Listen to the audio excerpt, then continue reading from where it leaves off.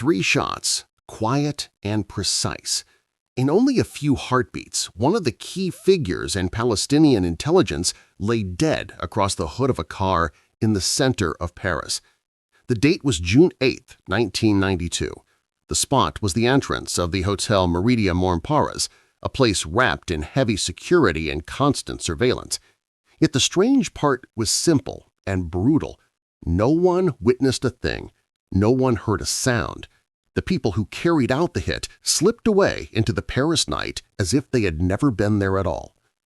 Atef Bissou, a man known for speaking with the CIA, negotiating with French officials, and representing what many believed to be the future face of Palestinian diplomacy, was taken out in broad daylight within a major Western capital. The shock spread fast. Even people used to covert work could not understand how it happened so cleanly. Stories about hidden operations attract many, and this one felt especially sharp, the kind that makes you pause before asking what really pushed someone to authorize the death of a man like this. The question lingered over the entire scene. Why end his life at that exact moment in that exact city? Bissou was not some high-profile militant plotting strikes. He was doing the opposite.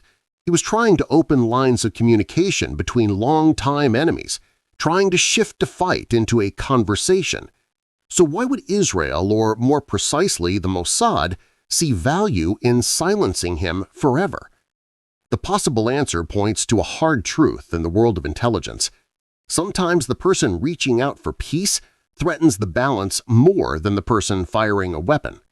When you start connecting people who have every reason to hate each other, you become a danger to those who hold power through conflict. This killing was not only a removal of one man, it read like a warning aimed at France, the United States, the PLO, and anyone else who might try to push against the hidden order that keeps certain interests intact. And the most troubling detail was that no suspects were ever caught.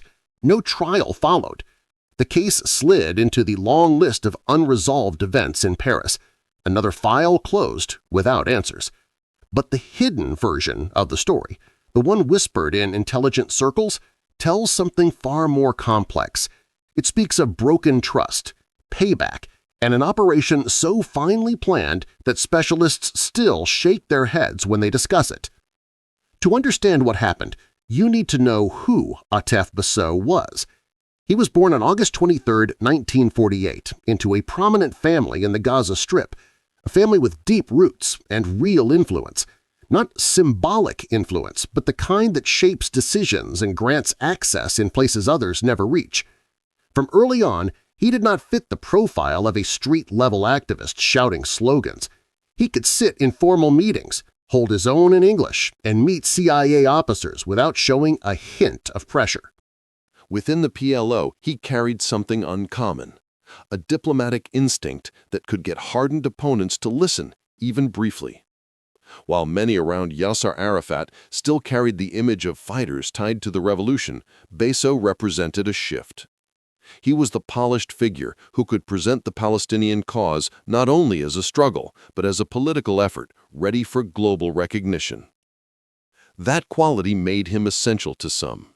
To others, it made him a problem. A man capable of changing the tone of an entire movement can inspire hope, but he can also provoke fear in those who benefit from the old way of doing things. He moved fast into the role of go-between for the PLO and the big Western intelligence services. He spoke with the CIA all the time, kept steady links with the French DST, and stayed in touch with the German BFV. Picture it for a moment. A Palestinian from a group many countries labeled as terrorist sitting in hidden offices, planning joint actions with Western officers against hardline Arab factions. It sounds scripted, but this was how things actually worked through the 1990s. Bissou was not playing some quiet, careful game. He pushed to shift the whole field, trying to show Western governments that the PLO could act as a real partner instead of a sworn enemy.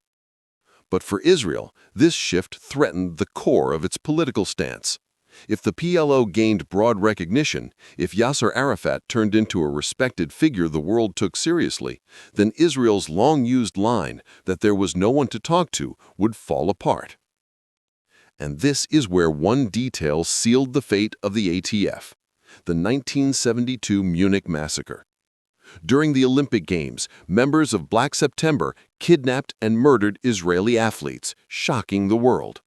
Bezos' name surfaced around that tragedy. There was never firm proof, but Israel still put him on Mossad's red list, a place meant for people who were not supposed to face a courtroom, only a bullet.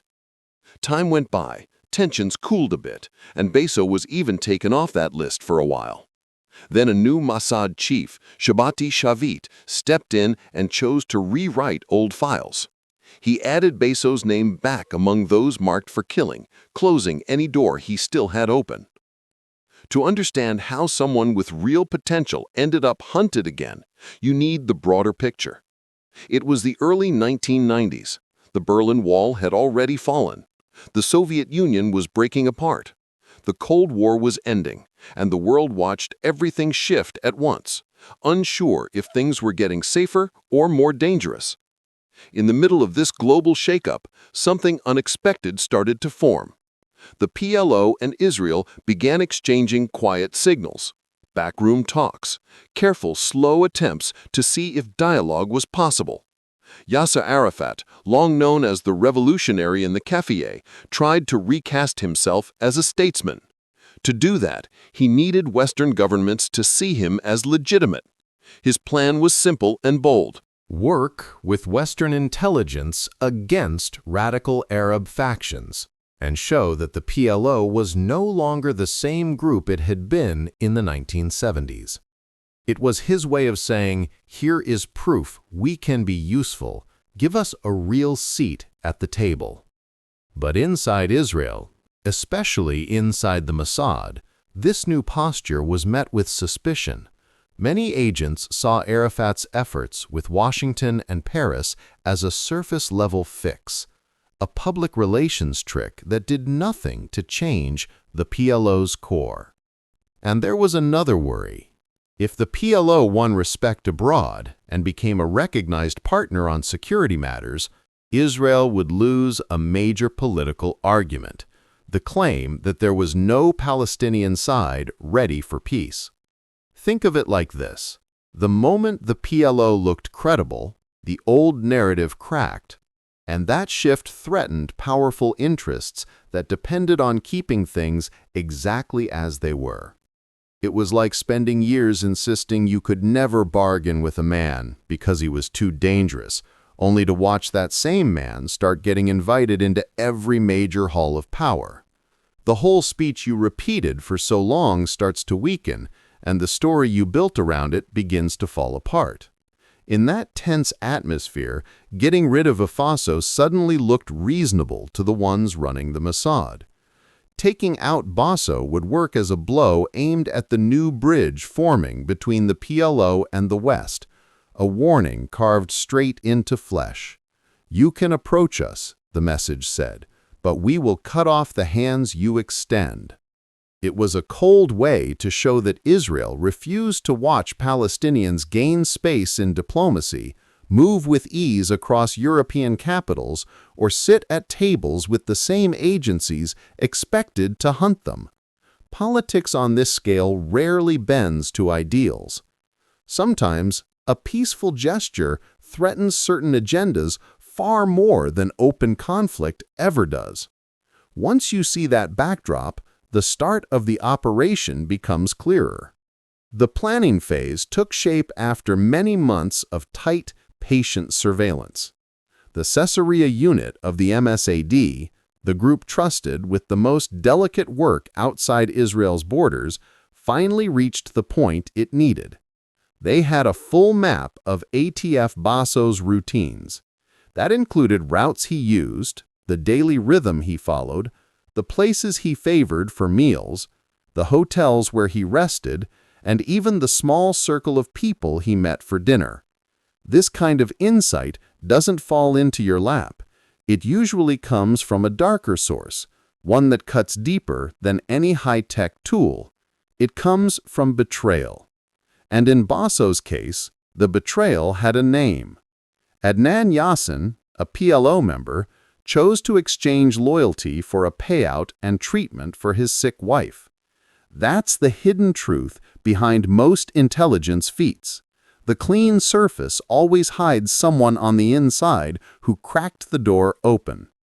The entire action was overseen from a modest hideout tucked inside Paris's 11th arrondissement, under the direct orders of Shabai Shavet, the Mossad chief at that moment. Think about the boldness of that. A highest Israeli intelligence officer guiding a killing on French land, knowing that one misstep could trigger a storm between nations. Every element had to be flawless. The agents blended in as simple travelers. A getaway car waited exactly where it needed to wait. Silenced weapons, the latest type, were handled in a way that would turn the shot into little more than a muted breath. Nothing was left to improvisation. In this world, one heartbeat out of place can bring down an entire team and drag several governments into chaos. Atef Biso never sensed it, yet he was under watch since Berlin. His movements were tracked with steady attention, his meetings logged, his patterns analyzed until they became almost predictable. It was like carrying an unseen companion stuck to his back, present every moment of every day. And between being observed and being erased from the map, the difference often rests on a few seconds.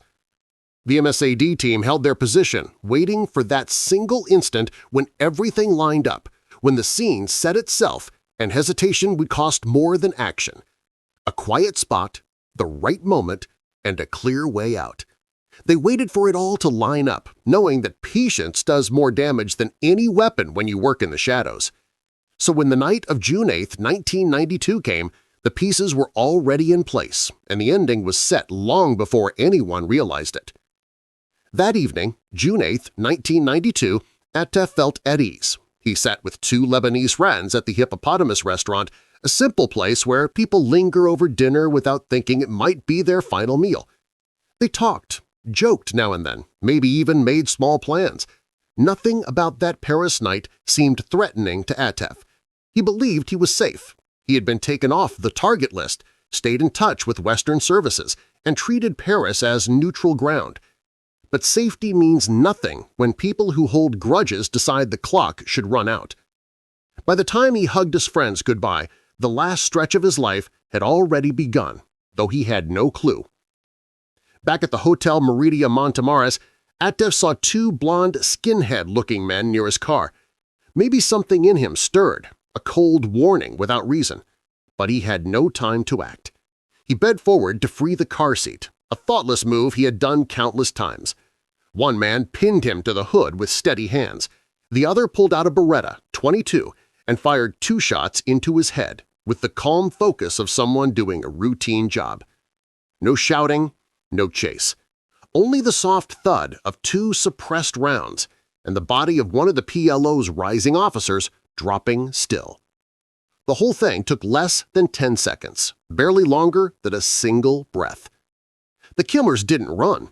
They walked down Rue Vendôme like 2 men heading home after a late evening, fading into the Paris night. Within 2 hours, the entire Israeli team was out of France, likely moving with false passports and mapped-out exit routes.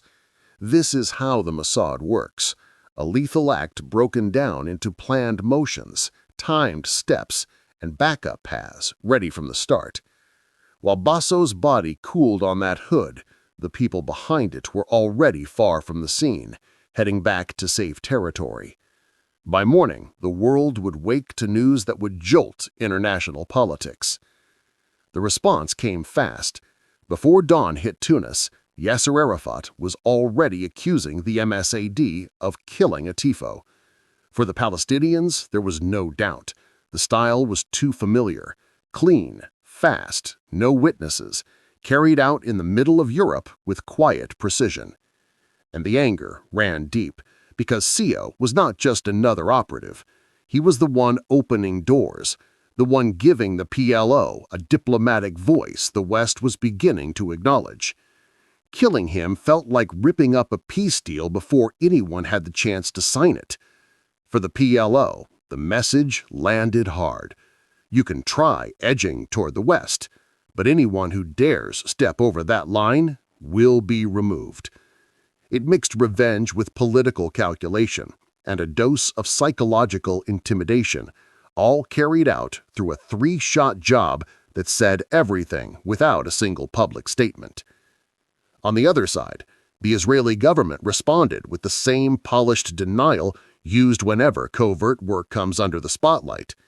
Officials dismissed every accusation as absurd and groundless, framing it as yet another attempt by the PLO to stain Israel's reputation.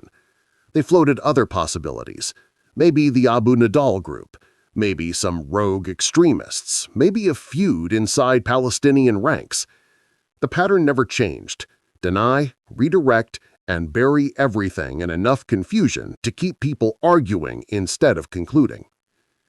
Still, within international intelligence circles, the truth was obvious.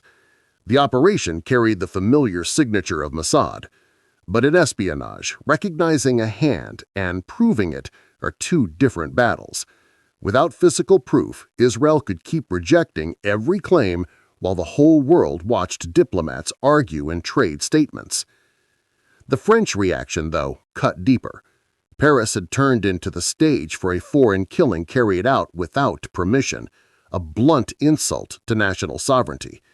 It stung.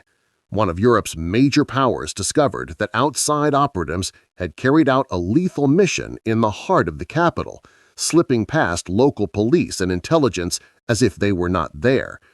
The embarrassment forced the French government to tighten its oversight of Mossad activities on French soil, and the relationship between Paris and Tel Aviv cooled fast. Over in Washington, the CIA saw the situation in its own way. They had spoken with Basso directly and viewed him as a crucial link in possible talks with the PLO. For them, the killing looked like a calculated move meant to derail any path toward negotiations. It felt like Israel was sending a blunt message. If you plan to talk with the Palestinians, expect your go-betweens to end up dead.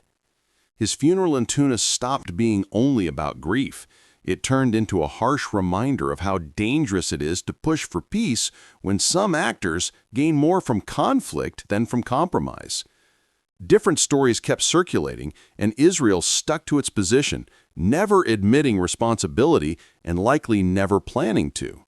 The intelligence world is full of missions that stay wrapped in official uncertainty for years, long after everyone has already drawn the same conclusion.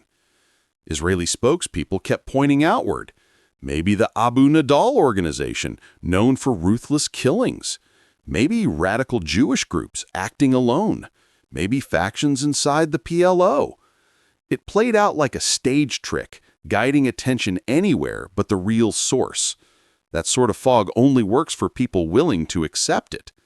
Meanwhile, reporters, analysts, and even retired operatives started connecting each detail. All the separate threads led to the same place, Caesarea Mossad, an operation approved at the highest command levels. Over time, quiet investigations and guarded testimony filled in the remaining gaps, confirming what most had already understood from the start.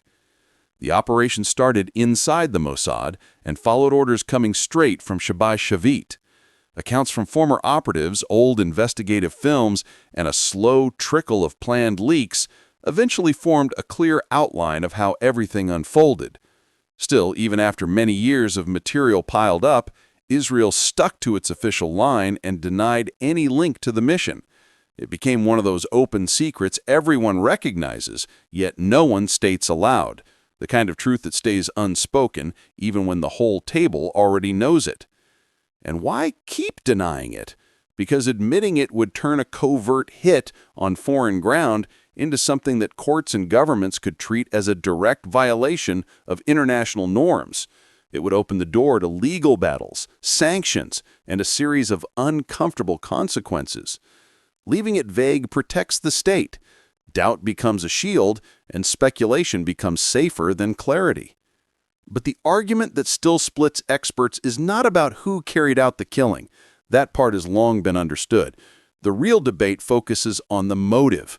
Some insist it was simple revenge from Munich, that massacre of 1972 that Israel vowed to carry in its memory forever. In that view, the death was a delayed answer to a wound that had stayed open for 2 decades. Others say the motive was larger than anger or grief, tied instead to global politics. They argue Israel wanted to slow the PLO's growing acceptance abroad, to stop the links Biza was forming with Western governments, to warn any Palestinian figure who considered cooperating with Americans or Europeans.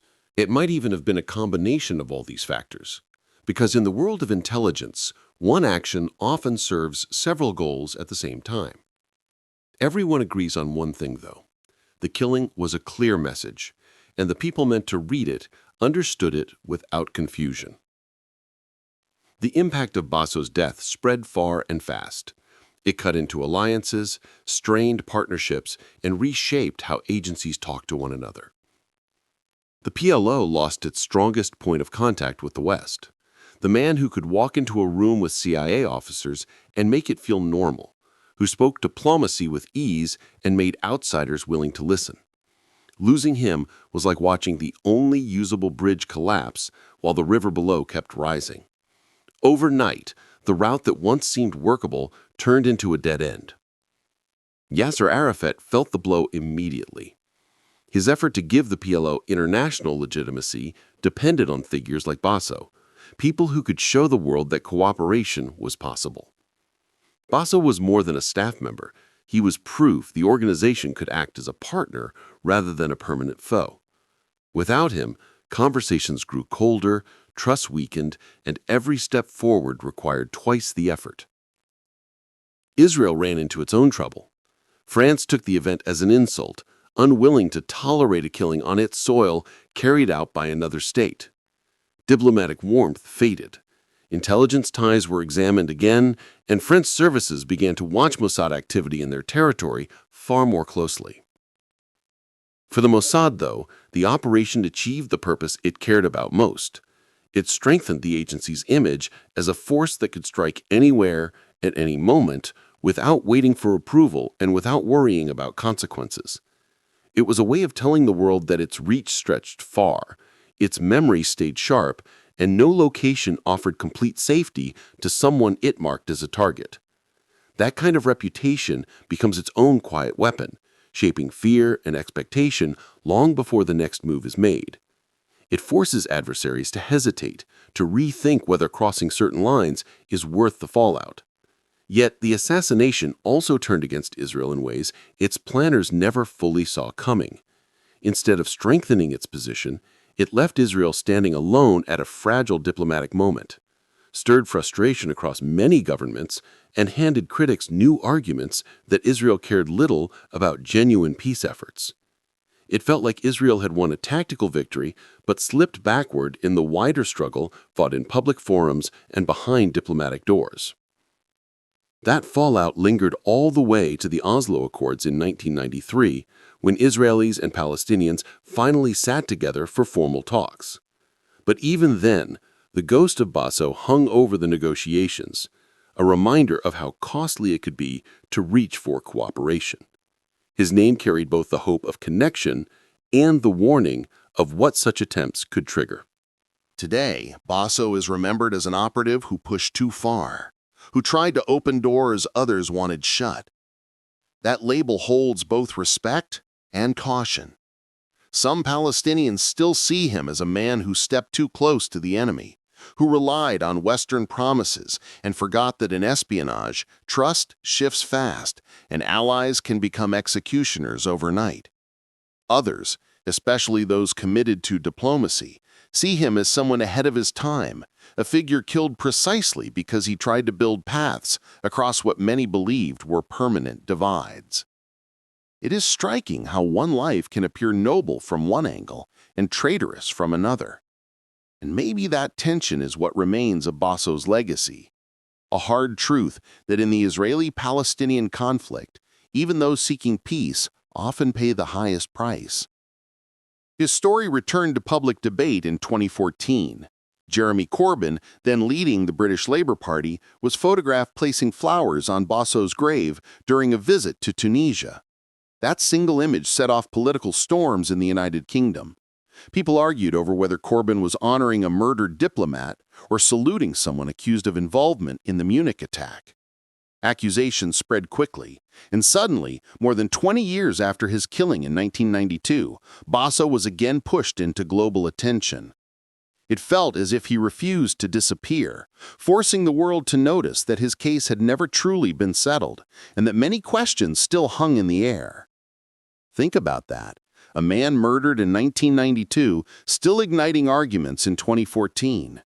Few legacies have that kind of reach. France officially closed the investigation with no convictions, filing it away like so many other unresolved Paris mysteries. The Mossad never made a formal comment, and almost certainly never will, since acknowledging anything would trigger diplomatic and legal problems no one wants to face. And so Bosso has turned into a specter in the story of modern intelligence work. Everyone understands he was killed by the Mossad, yet officially no one admits anything. These contradictions sit at the heart of covert operations. The truth survives only in whispers, traded in private meetings, never written into the records meant for public eyes. And now that you've heard the whole story, you have to sit with what it actually implies. It comes down to closure, or at least the attempt to claim it. More than 3 decades after that June night in Paris, one question still hangs in the air, heavy and unresolved. What truly shifted after 1992? Israel removed a man from the equation, cut off a rare diplomatic link, and sent a harsh warning to anyone watching. Yet the cause that Bosso stood for did not collapse with him. It never even paused. The Oslo Accords arrived the following year in 1993, and their very existence showed that the push for dialogue between Israelis and Palestinians carried more weight than any single figure. You can silence a voice. You can remove the person who carries the message, but the idea itself keeps moving, threading its way through time, refusing to disappear. That, in the end, might be the deepest flaw in that entire operation. It was clean in execution, yet empty in strategic value. Atizo lost his life, but the demand for talks between sworn opponents stayed alive, beating stubbornly between cycles of revenge and attempts at diplomacy. The Bosso case shows the real cost that sits behind covert conflicts. These are the fights that rarely reach the headlines, but steer the direction of whole peoples. In espionage, justice, politics, and state interests blur into one dark mix, and it becomes almost impossible to see where the defense of a nation stops and where private grudges begin. 3 gunshots in Paris settled nothing. They only added another stain of blood to a struggle already shaped by loss and bitterness. It was like trying to calm a blaze by throwing more fuel on it. The outcome is predictable. More damage, deeper anger, wounds that refuse to close. And maybe the hardest part to face is this lesson. In the world of intelligence, there are no final winners. There are only those who manage to stay ahead for a while before the cycle shifts again. Atizo tried to break that pattern. He tried to create a path that wasn't built on old feuds, and he paid with his life for that choice. His story makes something clear. The most unsettling figures aren't always the ones carrying guns. Sometimes they are the ones who choose to extend a hand instead of a weapon. When you challenge decades of hatred with a gesture of peace, you threaten everyone who gains power, money, or influence from keeping the conflict alive. That truth is still valid today, just as it was on that night in June 1992. So the question turns back to you. What do you plan to do with everything you now know? Knowledge without thought is nothing more than a map left folded in a drawer, forgotten and unused. Atizo's path is not only a tale of intelligence work, covert killings, or political maneuvering. It shows how the world actually functions when the stage lights fade and the public stops watching. It exposes the fact that behind every official statement, every handshake between leaders, every apparent solution, there are stories like this one, stories shaped by betrayal, risk, and choices that ripple across entire populations. So ask yourself this: will you keep accepting the official explanations, or will you start questioning what takes place out of sight? Are you ready to look at the world as it is, not as someone insists it must be? Think about it. How many moments have you brushed past some quick explanation of a global event without stopping to look at what might sit under it? How often have you taken in a claimed truth as if it were plain fact, never pausing to test it? This gap between drifting along and staying aware starts right there, in your willingness to look past the surface and link small details that at first seem unrelated. Real influence rarely shows up in loud speeches or official lines. It moves quietly, through decisions and actions that no one will admit in public. At Bezos paid with his life because he tried to push against those hidden rules and shift how the game worked. And that raises a simple question for you. Are you ready to at least understand the rules you already live under? Or will you keep moving through the world on trust alone, assuming fairness exists by default, and that justice and politics move together without conflict? If this story hit you even a little, if it made you notice how much never reaches your eyes or ears, then treat that as a starting point, not an ending. There is a huge flow of information that stays out of sight, and once you notice the gap, you can't unsee it. So keep going. Stay connected to the channel and keep alerts on, because this is only the first step. Ahead of you are accounts of espionage, quiet missions, real covert deals, and the machinery of power that usually stays hidden. Each new part will give you another piece of a much larger picture, a picture that shows how modern geopolitics actually works behind its public mask. You can watch it pass by, or you can choose to follow the threads and see how they tie together. Don't settle for being a passive onlooker. Learn how the game is set up. People who never study the past or the forces shaping their world end up led by them without even noticing. So let's keep moving through this story side by side, taking in each detail and building a clearer view of the world you live in.